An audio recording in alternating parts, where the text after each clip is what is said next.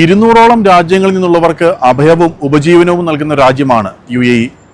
അതുകൊണ്ട് തന്നെ ദുബായിൽ സ്വന്തമായി ഒരു വീട്, വില്ല എന്നതൊക്കെ എല്ലാ രാജ്യക്കാരുടെയും സ്വപ്നവും ആഗ്രഹവുമാണ്.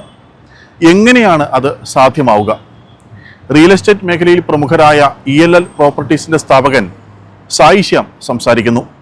Property talk.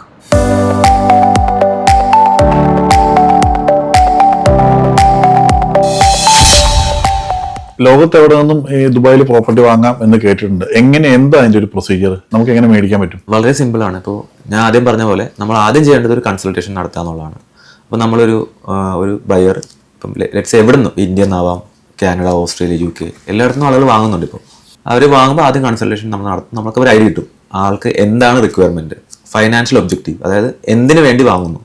അപ്പോൾ അത് ഫിക്സ് ചെയ്ത് കഴിഞ്ഞ് കഴിഞ്ഞാൽ നമ്മൾ ഡെവലപ്പർ ചൂസ് ചെയ്തു, പ്രൊജക്ട് ചൂസ് ചെയ്തു, പ്രോപ്പർട്ടി ഫിക്സ് ചെയ്തു, എല്ലാം ഓക്കെ കഴിഞ്ഞാൽ ആകെ വേണ്ട 3 mandatory documents: passport copy, email ID, phone number. ഈ 3 ഡോക്യുമെന്റ് ഉണ്ടെങ്കിൽ ലോകത്ത് എവിടെ നിന്നും ദുബായിൽ പ്രോപ്പർട്ടി വാങ്ങാം.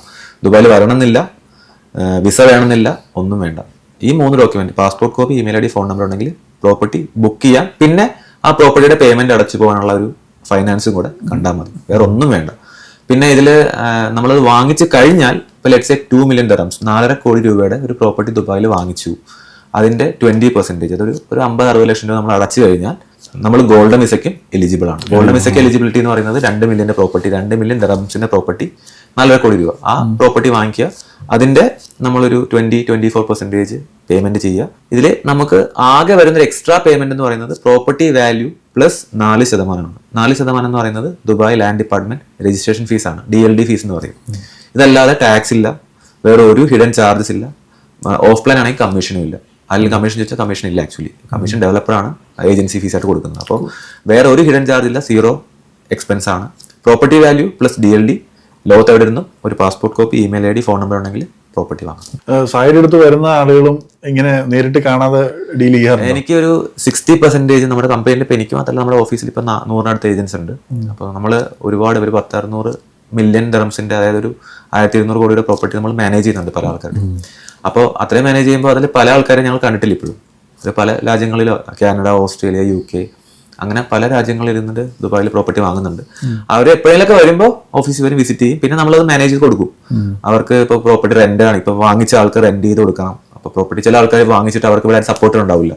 അപ്പോൾ അവർക്കത് ഫ്രീ ഓഫ് കോസ്റ്റിൽ മാനേജ് ചെയ്ത് കൊടുക്കും. കാരണം ടെനന്റ് ആണ് പേയ്മെന്റ് ഒക്കെ ചെയ്യുന്നത്. അപ്പോൾ നമുക്ക് മാനേജ്മെന്റ് ഫീസ് ഇല്ലാതെ തന്നെ ചെയ്ത് കൊടുക്കാൻ പറ്റും.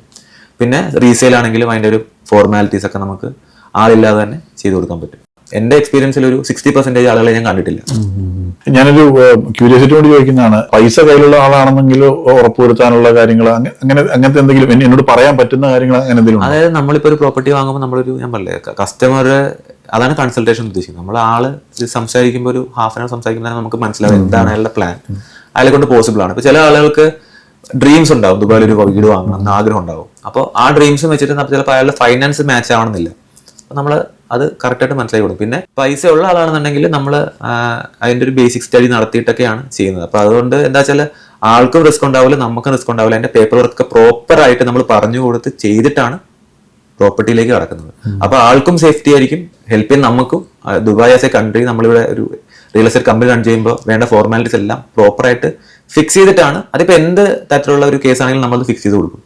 അതിനുള്ള ഒരു പോസിബിലിറ്റി നമുക്ക് ഉണ്ട് ഇവിടെ. അപ്പം നമുക്ക് ചെയ്യാൻ പറ്റും. അപ്പോൾ എന്താണ് അവിടെ ഒരു പ്രോബ്ലം, അത് ഫിക്സ് ചെയ്ത് കൊടുത്തിട്ട് നമ്മൾ മാത്രമേ പ്രോപ്പർട്ടിയിലേക്ക് കടക്കുകയുള്ളൂ. ഇതെല്ലാം കയ്യിലുള്ള ആൾക്ക് എത്ര ദിവസം കൊണ്ട് ഈ പ്രോസസ്സ് കംപ്ലീറ്റ് ആക്കാം? ഒരു 3 hours 2 hours പ്രോപ്പർട്ടി വാങ്ങിച്ചു പോകും. 2 hours ഉണ്ട്. ഓക്കെ, എന്തായാലും നമുക്ക് അടുത്ത ആഴ്ച കാണാം. ശരി.